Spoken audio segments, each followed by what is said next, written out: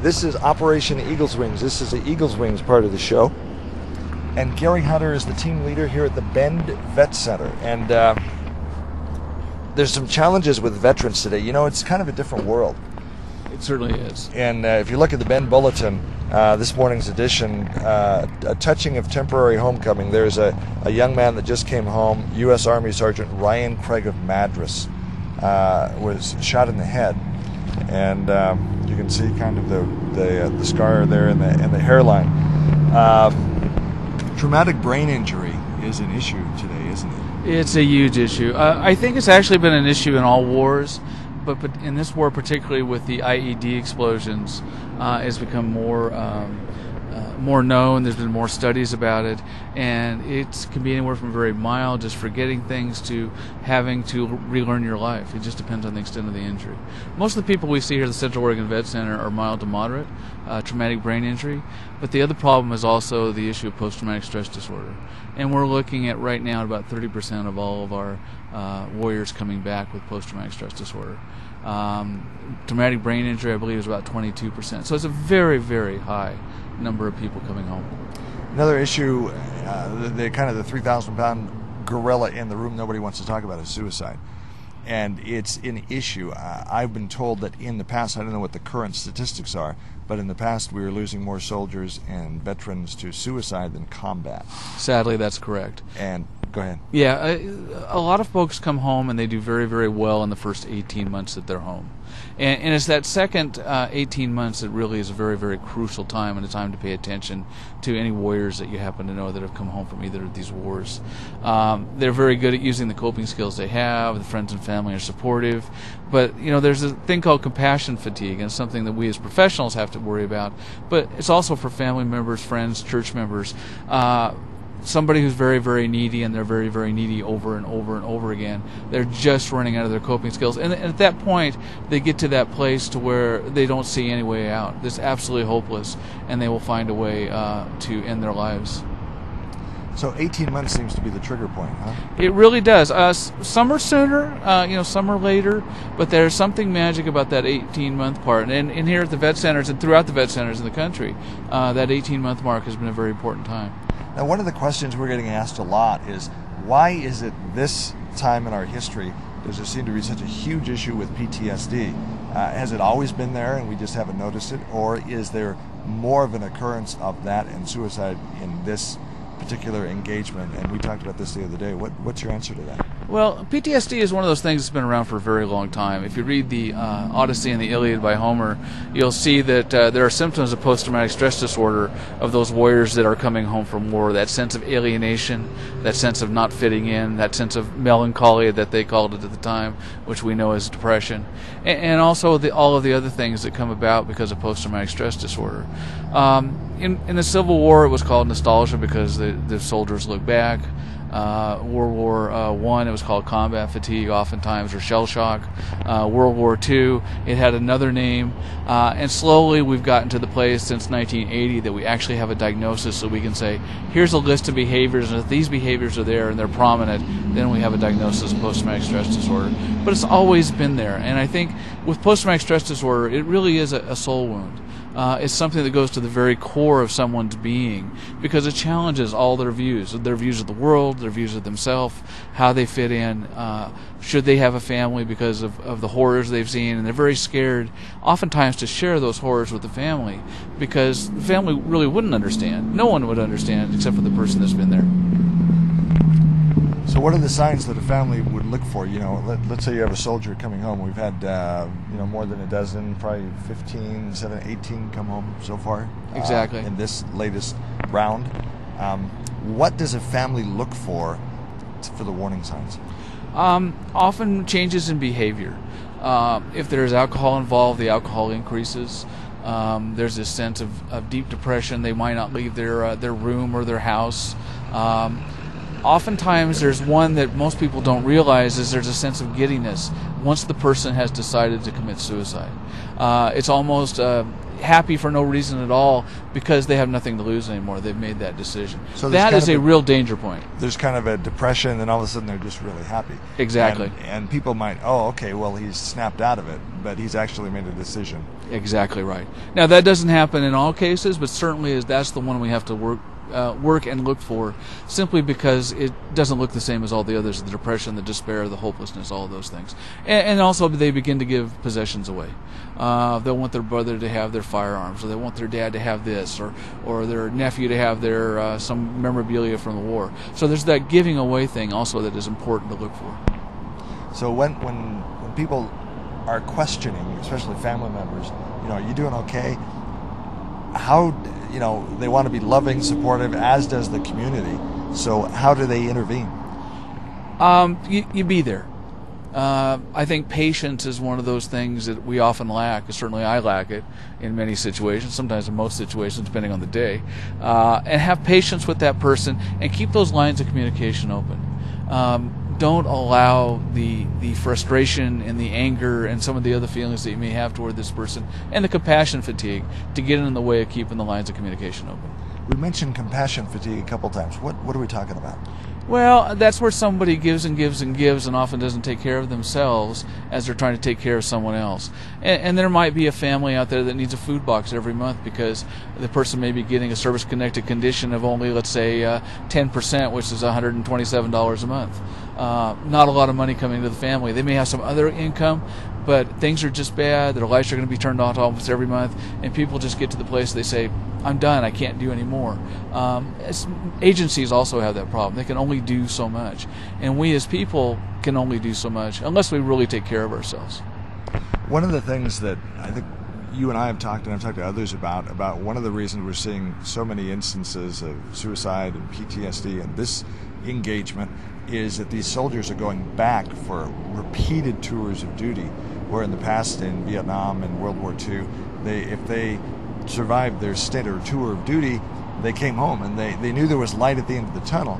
But today, with the economy and the need for more troops and not having those troops, they're redeployed sometimes 5 times. 5 times. I recently got actually my first person that's been 6 times now. 6 times? 6 times. Basically, this person has spent 6 years either in Afghanistan or Iraq. And that's incredible. It is incredible. And that has a toll on their psyche and emotions and family and marriage. It really does. I mean, one of the problems with the war zone is oftentimes you have to become a little insane just to survive it. Yeah. And to come home and then have to try to get rid of that insanity that you've been using to cope in a war zone. It's very, very tough on anybody. And families, they don't know this person anymore. And to be honest, the warrior doesn't know the family anymore because they've had different experiences while they've gone. Oftentimes they've moved on, especially friends. Oftentimes these young men and women will come home, all their friends are married, they began families, and here they are. They haven't even started school yet. Wow, so they've kind of checked out from normal life, and their life is different, and so they simply can't relate to what's going on back home. Exactly, and of course the jobs problem is a real big issue across the board for both the civilian population and the veteran population. I often wear a hat. I either wear a vet center hat so I can talk to people, strike up a conversation, or I also have a employee Oregon Veterans hat with a 1-800 number on it, because the jobs are just so important for self-esteem. It's not only just the basic needs, but just for that whole feeling of I have some value here. I have something to live for. I have something to get up every morning for. And that's something, that kind of structure we really need, especially warriors. I mean, warriors every day know what to expect. They get up at a certain time, they eat at a certain time, unless there's missions, but there's always this thing where they know what they need to do, what uniform to wear, what equipment that they need. They know that. Once they get here, they don't have that structure anymore. They have to do that for themselves. And that's very hard for everybody. Really? Now, one of the things that was told to me as far as the job situation, let's touch on that a little bit, is there are some warriors, there are some soldiers that simply have no choice but to go back because it's the only job they can get. They try to find another job, another employment, because they want to stay here, spend time with their family, get to know them, get back into society, but they can't find a job. Exactly. And oftentimes, in many of the cases, I've seen that. And the other reason is they care about the people that they left. They care about the other warriors that are there. And they're very well trained. They want to use that training to perhaps save somebody else. So those are the two biggest reasons that warriors go back. What can we do to help? You know, a lot of things in life are very simple, but they're not easy. And I think one of those things is being there for people. Being there, being open to being someone approaching you with the problem, or someone being able to keep those lines of communication where you can't go up and say, hey, how are you really doing? And if somebody says fine, you know, there's the old joke, fouled up, insecure, neurotic, and emotional. Oftentimes using humor to open up that communication is a very, very good technique to use. So if you're seeing, we need to be sensitive to how we approach them and really say, okay, how are you really doing? Because if we're walking to seeing a person in desert combat fatigues walking down the street, look like they're having a problem, what's been asked to me from just people is, you know, I really care about these people, but I want to be sensitive to what they've experienced, and I don't want to be too pushy, but at the same time, I really don't want to read in the paper or hear on the news the next day that there was a serious problem with this veteran. How do we do that? I think it's important not to use cliches. You know, I think the warriors are really tired of that, but just saying hi, just having it open to say, hey, hi. When you ask somebody how they're doing, you don't necessarily expect an answer. It's one of those things where, hi, how you doing? I'm really glad you're back. Please take care of yourself. And, you know, that's as much as it has to be in those kind of situations. What I was talking about earlier is someone that you know, someone who's a friend of the family, a son of a friend, or a relationship, a niece and nephew, someone like that, brother, sister, son. To be able to approach them in that way, that more intimate relationship than someone who's just a stranger walking through an airport. Okay, but at the same time, too, it's still, I think, when I've done it, it's been very well received. It's, you know, really, and go up, shake their hand, thank you for what you've done for your country. I really appreciate it, and look them in the eye, exactly, and have sincerity, rather than just, oh, okay, well, oh yeah, thanks, and just turn around and walk exactly away. Because, you know, people aren't stupid. They can see sincerity, and they know whether you're just doing it cliche-ish, whether you're just doing it, to check in, I'm supposed to do this, or whether you really, honestly, sincerely care about what they're doing. Engage them, eye contact, shake their hand, say, you know, I really, really appreciate what you did. And I think that's important. You said really, and I think being real is very, very important. If you don't feel it, don't say it to a soldier, because they know that someone's just saying it to say it. You know, they understand that, and they understand that there's maybe an obligation that someone may feel to welcome them home. Say it if you really mean it, and be real with them. And like you say, eye contact, show some warmth as you're doing that, as you would a family member or a new member of an organization that you belong to. So really welcoming them in. Yeah, good advice, though. If you don't really feel it, probably not good to say it, because it's going to come off that way. Exactly. Now, there's a new program that the VA has just started up. It's called Coaching into Care. And it's a 1-800 number and a website where families and friends can call. And there's someone there that will coach them on how to address a family member who's a warrior who's not sure if they want to get help or not. You may know they need help, but they may not know either where to get it, or they may be embarrassed because they're supposed to be able to pull themselves by their own bootstraps. Right. They survived Afghanistan and Iraq. Why can't they do this? And this is a great program. So far, it's had 650 calls. Actually, a little over that. It's been going since May. And I got to read. It's so new, I have to read the 1-800 number. Sure. And actually, it's a 1888 number, which is one of those things that I'm not used to. So it's Coaching into Care. It's 1-888-823-7458, and that's open 8 to 8 Monday through Friday, and that's East Coast time, so it would be 5 to 5 our time. And I think that's a very important outlet for people to go and talk to somebody who understands. Somebody who understands that caring that they have, the frustration they may have, and also to get help, because they're tied into the Veterans Crisis Hotline, Suicide Hotline, and the National Center for Homeless Vets. So it's a good organization. It's a good phone number, a good link to have. And we're right here broadcasting live in front of the Bend Vet Center. What's your address here? It's early in the morning. I haven't had enough caffeine. 1645 Northeast Forbes here in Bend. And it's just to the side of the bowling alley, Lava Lanes. It is, and next to WorkSource Oregon, the employment department, which has been a great relationship. They send people over, and we send people over to them. Our phone number is 541-749-2112. As far as the caseload, as far as the number of veterans that are coming into your office, are you noticing an increased number there? And from a budget standpoint, are you dealing with a lot of the financial crises that a lot of other agencies are dealing with today? You know, we're very, very fortunate. There's been enough support from the community and enough from congressional pressure, let's say, to keep our budget really good. We're looking very good in the next 2 years. The Department of Veterans Affairs does 2-year budgets, and we have the 2012-2013 budget, and the vet centers are looking very good. So when they come into the Bend Vet Center, what happens? When they walk in the door, there'll be somebody there to greet them, either a work study or the office manager. If the counselors are available, we'll be walking out and saying hi. We'll offer you a bag cup of coffee, and then we'll go from there saying, what can we do for you? And oftentimes it's just a referral. Someone doesn't know where something is or where to go, and so we refer them to different agencies or different, somebody's looking for where to get their electricity turned on the other day. And we were able to take a look at that and just steer them in the right direction. So coaching into care, this is a new hotline that family members, friends can call. So it's one of those situations where the soldier is trying to pull themselves up by their bootstraps. I dealt with it and I survived the combat. I dealt with it over there. I should be able to deal with it here. So it's one of those situations, I believe, correct me if I'm wrong, where the family can see things and the soldier can't or wants to ignore them. Then how do you kind of lovingly say, Dad, you really need some help here? Exactly. And that's what this hotline is for, is to coach you through that and to encourage you as you go through that process of getting somebody help. My wife can see things in me after 32 years I have no clue of. And it's keeping me accountable.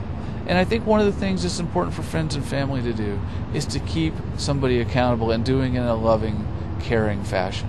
And sometimes when you're really frustrated with someone who is just sitting in their room playing video games, which is one of the addictive things a lot of these warriors come back to do, you're very frustrated with them. You think they should be going at least looking for a job. This is a hotline you can call up and say, this is what's going on. What's the best approach? What's worked for other people? And I really need some help here. So it's a real thing to help the families. There's a Family Assistance Center here in town through the National Guard, which does a very good job assisting families. But sometimes that person on the other end of the phone who can help you through that situation because they've been through that situation with many other family members through time.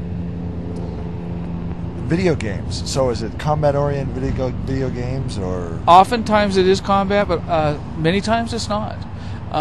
Many guys get an adrenaline rush from the combat video games, and that's something that is almost constant when you're in a war zone. The adrenaline is going all the time, and they're searching for that adrenaline high again. Other ones are just more of an avoidance technique. One of the things with PTSD that I think most folks don't understand is that it's not just the anger, it's not just the nightmares, it's not just thinking of the war zone. There's a lot of avoidance of feelings and thoughts and activities and places that may remind them of those wartime experiences. Not that it will, but it may.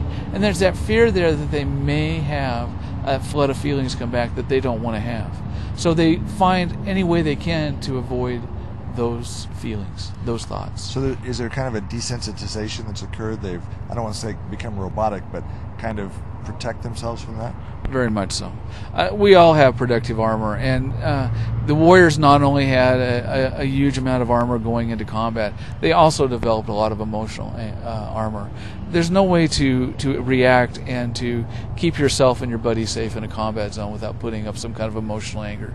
If you allow yourself to feel that your best friend has just been shot and the scene is horrific, and you need to keep functioning and doing your job to protect yourself and to protect your buddies. As a society, as a community, speaking of Bend and overall in the country, we're doing a much better job today than we did during Vietnam, aren't we? Yes, we are. And that is attributable, I really believe, to the Vietnam veterans. When I first got started in this 20 years ago, the Gulf War just ended. And the Vietnam vets made a decision that this will not happen again. So they began developing the honor guards to welcome the men and women home. They began to pressure the VA to be more attentive. And it really got all of our attention because we did a horrible job with Vietnam welcoming our young men and young women home. We did, and I think as a society we're ashamed of that, and we don't want to repeat that.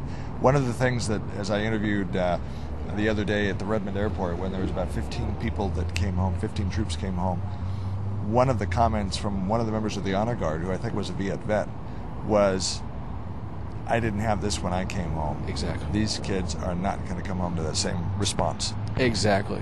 Many things have changed. With the Vietnam veterans, within 48 hours they were home. They were in the jungle. They got pulled out of the jungle. They basically took their weapons away, gave them new fatigues, and put them on an airplane. They were home within 48 hours, and instead of having an honor guard waiting for them, they had people throwing things at them. Tomatoes, apples, spitting on them, all those kind of things. And all the names. And all the names. So, coming from the combat right now in Iraq, Afghanistan, what kind of a demobilization process is there? Is there like a 30-day period or evaluation? Usually, one of the things that happens is they got to wait for an airplane. Okay. Logistics is always an issue in the military, as I understand it from everything everybody's told me. And so they're in Kuwait, for instance, waiting for an airplane, and they're able to sit down and talk with each other a little bit, begin to decompress at least a little bit, and on that airplane home. And then there's some briefings that they have. They call them TAPs.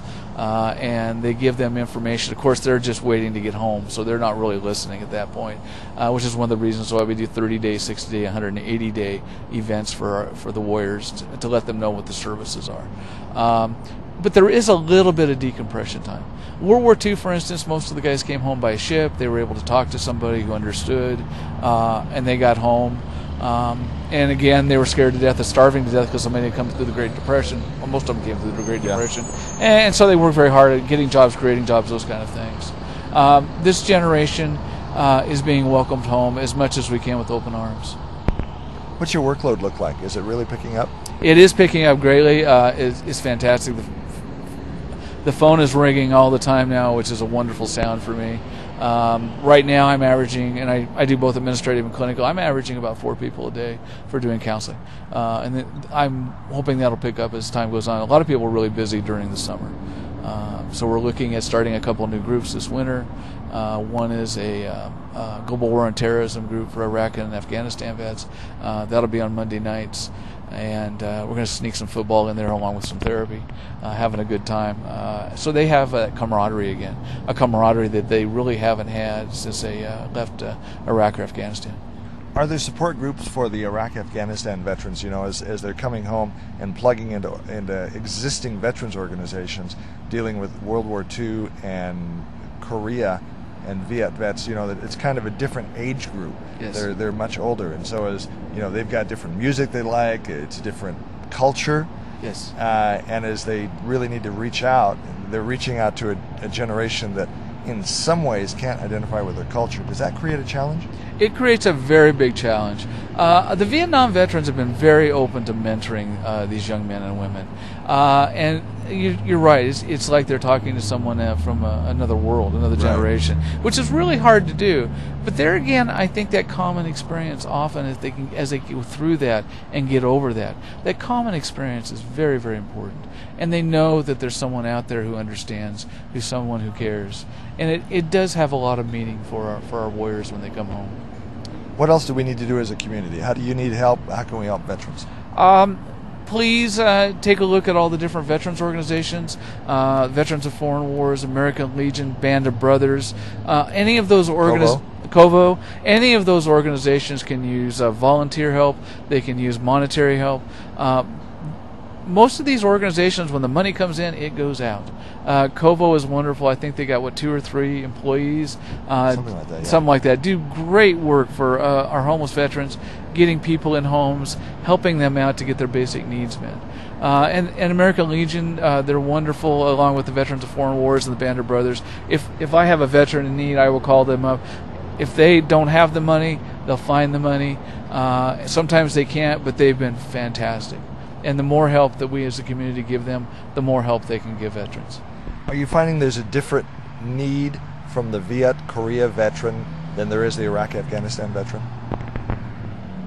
Well, or are they pretty much jobs and the needs are different, because the Vietnam veterans are approaching retirement for many of them, those that are working. Many of them have been service-connected for their conditions for a while. Sure. But there's still that whole thing that we go through in the stages of life, to where now the Vietnam veterans, the World War II veterans, the Korean veterans are not only facing their own mortality, they're looking at their friends dying, their family dying. And it brings back a lot of those memories of the battlefield. It brings back a lot of those memories of losing those buddies when they were in their 20s. So oftentimes there's this wave of emotion that comes over them that they really don't know what to do with. And we see a lot of veterans coming in for those kind of things. You know, I'm sad. My friends are leaving. I don't know what to do. Can you help? If people want to volunteer to help out the Vet Center here, do you have a place for people to help out here? We don't take volunteers right now. One of the things we do is we try to employ veterans through our work study programs. I do have some volunteers. Give me a call and we can see what we can do. One of the things, let's talk about jobs once again. We have a few more minutes left to go on the show. We have like 6 more minutes, if you have some time. I've got time. Okay. Always time for veterans. There you go.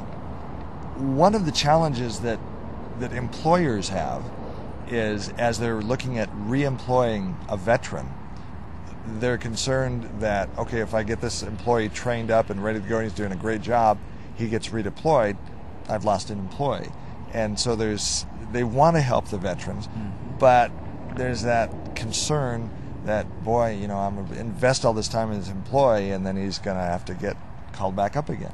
Yeah. That's a problem. That has been a problem, a very big problem. I'm hoping with the war slowing down a little bit that will be less of a problem. But certainly I can understand the employer's point of view. And it's very hard when you make those really tough decisions, especially the small employer. You know, you got the big employers, they've got 600-700 employees, you know, they got 5 guys going for the deployment, it's not that big a deal. But when you have a very small, let's say mom and pop operation, you have one person leave, it's a very big deal. And I don't think there's any real answer to that other than the realization there is that problem, and having us take a look and maybe trying to find a way to resolve that problem.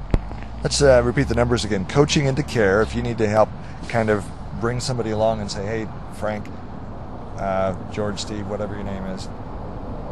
Linda. That brings up another important thing. Let's talk about men and women. Yeah. Difference there? Are they both having challenges to the same extent?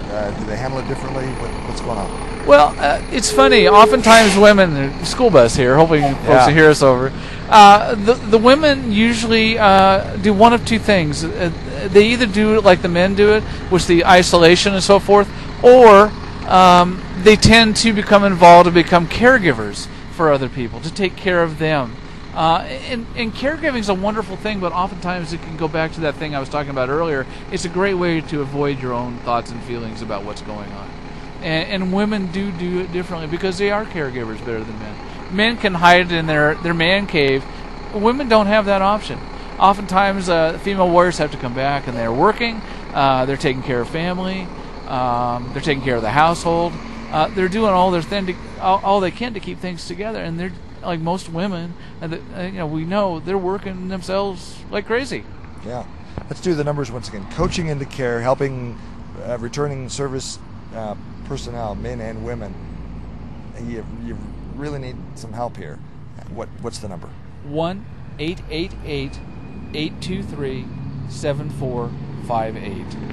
And then, for example, the crisis lines, or do you know what those are off the top of your head? Yeah, I sure do. It's, the Veterans Crisis Line is 1-800-273-8255, or another way to remember is 1-800-273-TALK for talk. And it's the National Suicide Hotline. Press number 1 for a veterans issue. Again, how can we help? Be there. Be there and care. And really care. Go up and, how you doing? Thank you. Just honestly, look them in the eye, shake their hand. You know, don't be pushy, but say, I just want you to know I really care about what you did for your country and about the service. And I'll tell you what, if you do that and you sincerely do it and you engage them and you shake their hand and you pause for a minute, look them in the eye and show them that they have your attention, that means a lot to them. It really does. So that's a piece of advice I would give. And like the mission statement of Operation Eagle's Wings is honoring all who serve and leaving no one behind. Now, leaving no one behind, I believe that's the Marine mission statement, isn't it? Marine's mission statement, exactly. But we decided to do it as a network because, you know, especially as we're dealing with the homeless veterans, we don't want to leave anybody behind. And we go up to somebody, a homeless veteran, and say, man, we don't want to leave anybody behind. And some of the homeless veterans, I know some of them on the street that are wearing fatigues aren't veterans, but a lot are. They really appreciate that because often people on the street want to ignore the homeless people. Sometimes they don't smell good, and sometimes people are scared of them. Sometimes they do have mental issues, but sometimes they've just fallen in a bad way. The circumstances just haven't gone in their favor, and to just show that you care. With that, you don't have to take them home, but just spend a few minutes and listen to them, and just listen. And I tell you what, I've had homeless veterans just cry and say, you're the first person in weeks that has stopped by and just listened. Exactly. So if you can do that, that would be awesome. So thank you. I have one more thing. Sure. I think we're getting close to closing here. Yes, we are. One of our veterans came up with a saying that just makes me tingle from head to toe. He says, it's important to honor the fallen by serving the living. And I think that's a great model for those of us who care about veterans, to keep that in mind. We're so many ways we think about with Memorial Day and so forth, and other ways of honoring veterans who have fallen. But just living our lives and serving those in need, our veterans or anyone else, is a great way to serve those that have went before us. Okay. Gary Hunter, team leader here at the Vet Center in Bend. It is just east of the Lava Lanes Bowling Alley, right next door to WorkSource Oregon and the Employment Department. And thank you for all you do. Oh, hey, thank you for doing this, Dave. Really appreciate you. Okay, and we'll have you on again because this is one of the missions of this network is to keep these issues in the forefront. The servicemen and women that are coming home and have served our country, we need to take care of them.